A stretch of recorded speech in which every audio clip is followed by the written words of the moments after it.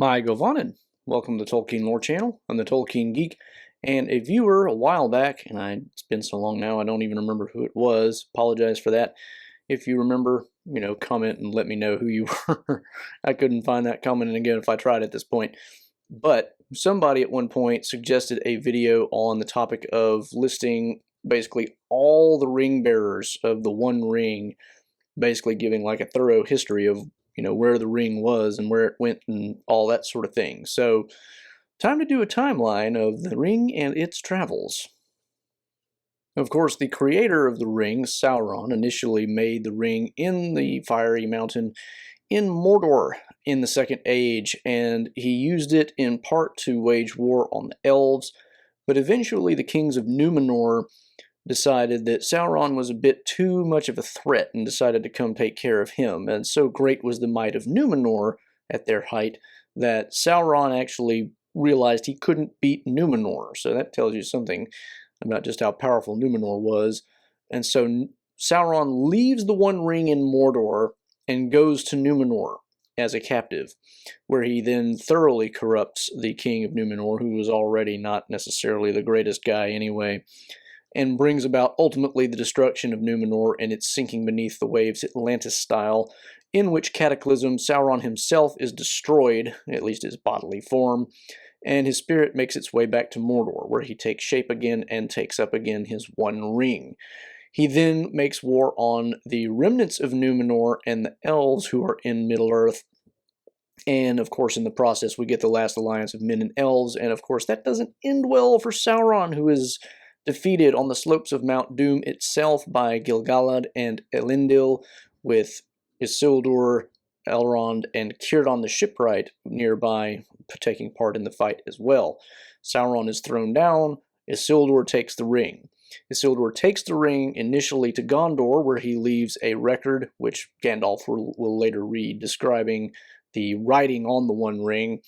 And then Isildur takes it with him north back to the kingdom of Arnor. Unfortunately, along the way, he is ambushed by orcs out of the Misty Mountains, and that doesn't go so well for Isildur because he runs away out of the battle, tries to escape by being invisible, swims in the river Anduin, but the ring slips off and he is killed. Now, interestingly enough here, Tolkien does a little bit of retconning of this story in the Unfinished Tales volume, which is just a collection of a lot of unfinished stuff that he never got around to publishing, but a lot of it touches on things that were in The Lord of the Rings. And here he retells the story a little bit by saying what actually happened was he made it across to the other side of the river, and the ring had fallen off without his really realizing it. And then when he stands up, some orcs just see him and shoot wildly, not really knowing what he is, but hit him anyway, and so he dies that way. And before that, interestingly enough, in this version of the story, he had actually told one of his sons who was with him, I realize now that this thing is way too dangerous. When I get back, if I get back, I need to turn it over to the keepers of the Three Rings. So a bit of interesting retconning there. At any rate, it slips off of Isildur's finger into the river Anduin, where it remains for couple thousand years and change, until finally, one day, a couple of Stoorish relatives, presumably, at least according to Gandalf's theory, are fishing on the banks of the Anduin, and one of them, named Diagal, ends up being dragged down into the water by a really large fish, and he spots this really shiny thing on the floor of the river. And so Diagal picks this thing up, comes out, realizes, oh, this is a really cool ring. His cousin, Smeagol, is nearby, and he really wants the ring and says that Diagal should give it to him because it's his birthday. Diagal refuses, and so ends up being one of the most short-lived possessors of the ring in history because Smeagol throttles him. And Smeagol uses it after he realizes what it is to try to find out secrets, and is eventually driven out because all of his family and the other people in the village where he lives realize that he's a no-good character. They drive him out of town. He, goes his way, wanders around, eventually comes to hate the light of the sun and moon, and in order to hide from, the light, basically goes into the Misty Mountains, where he remains for about 500 years, because great rings make you live basically forever. So he stays there for a long time and eventually learns to hate the ring, although he can't bring himself to get rid of it. And he does still sometimes use it to kill orcs when he has to because he gets hungry, although it's not necessarily his favorite food. But he doesn't use it as much as he used to. And at one point, he somehow manages to drop the ring, in one of his caves. And who should come along but, of course, Bilbo Baggins of the Shire, on an adventure with 13 dwarves and 1 wizard. He happens upon the ring, not realizing what it is, and puts it in his pocket. Has a riddle game with Gollum, who is, depending on which version of The Hobbit you read, either very nice and wants to help him out, but also threatening to eat him, or just mean and wants to eat him and is only grudgingly giving him the chance to win his way out. At any rate, if you don't know what I'm talking about, check out my Hobbit retcon video. I'll link to it in the description. At any rate, Bilbo eventually wins the riddle contest more or less by cheating and asking, "What have I got in my pocket?" Gollum, not realizing that this wasn't meant to be a riddle, thinks that he's cheating, and Bilbo sticks to it just because he's got nothing better to do. Gollum goes along with it, and so more or less tacitly agrees that that was a legit question, loses the game, and then decides he's going to use his ring and eat Bilbo. Unfortunately, it's his ring in Bilbo's pocket, of course, and so he can't find it. He realizes this and then comes back for Bilbo. Bilbo stumbles along, accidentally puts his finger through the ring while he falls on trying to get away from Gollum, and therefore turns invisible, and he figures out what's going on. Follows Gollum to the exit, jumps over him, and escapes. And then, of course, he finishes his adventure using the ring a few more times to elude things like elves and dragons and that sort. Eventually makes it back home and keeps it as a souvenir, more or less, but occasionally still uses it to avoid annoying relatives, especially like the Sackville Bagginses. Merry Brandybuck notices this at one point, though he'll never become a bearer of the ring. Interesting side note.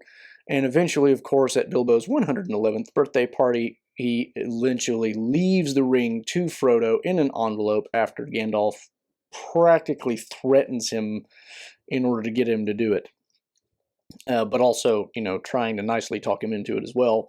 So he puts the ring in an envelope, which he then almost steals, and then Gandalf puts it back on the mantelpiece, where Frodo eventually finds it, and then Frodo possesses it for 17 years, basically seemingly without incident, until Gandalf returns and tells him, "Oops, this is the One Ring of Sauron. We might need to do something about that." So in this brief moment, Gandalf actually takes the ring just long enough to throw it into the fire, just to prove that it's the One Ring by making it hot.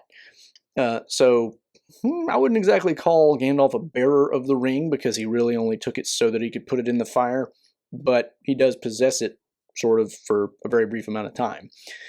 So then he gives it back to Frodo, of course. They decide to set out. He goes with Sam and also Pippin. Merry goes on ahead, but they, are leaving the Shire, and then through the course of events, he ends up coming to the house of Tom Bombadil in the Old Forest. Tom Bombadil will also take the ring from Frodo, very briefly, put it on, and not suffer any kind of invisibility from it, which is rather interesting. But he gives it right back to Frodo after trying to make it look like he made it disappear and shocking everybody in the room, which seems a little maybe inappropriate given the subject matter, but anyway, he gives it back to Frodo. And so Bombadil, you could also argue, is a very brief possessor of the ring. Frodo then takes it to Rivendell, where it's determined that they will have to take the ring to Mordor and throw it in the cracks of doom to destroy it, and so he volunteers to do this, thus remaining the ring bearer for most of the rest of the story. He ends up, of course, going through lots of adventures, eventually coming to the borders of Mordor, where he will eventually lose the ring briefly when poisoned by Shelob, the big giant spider. Sam, thinking he's dead, will take the ring from him, thinking that he has to complete the quest himself. But then he will realize, I can't do this alone, and he will also find out, partially by accident, that Frodo is not in fact dead, and therefore he rescues Frodo, gives him back the ring, and they complete their journey to Mount Doom, where who should intervene once more but Gollum, who will bite the ring off of Frodo's finger and become the final bearer of the ring, just long enough to dance over the edge, fall into lava at the bottom of the Cracks of Doom, and cause Mount Doom to explode and lots of other interesting things to happen. And that's the end of the ring. So that was the history of the ring. Hope you enjoyed it. Hope it was interesting, and certainly there are a couple of points in there where you could quibble about, was Gandalf or Bombadil really a possessor of the ring? But hey, they're in there. They're in the story. So if you did enjoy it, please do like and share. If you want to follow me on Twitter at JRRTLore, you can get some occasional Tolkien-related trivia questions. You can also follow me on Rumble now. I will link to that in the description below as well if you want to follow me there. And if you'd like to subscribe to the channel, you could do that here. You can support the channel here, and you can find 2 of my previous videos here. Until next time, I'm the Tolkien Geek signing out for the Tolkien Lore channel. Namaste.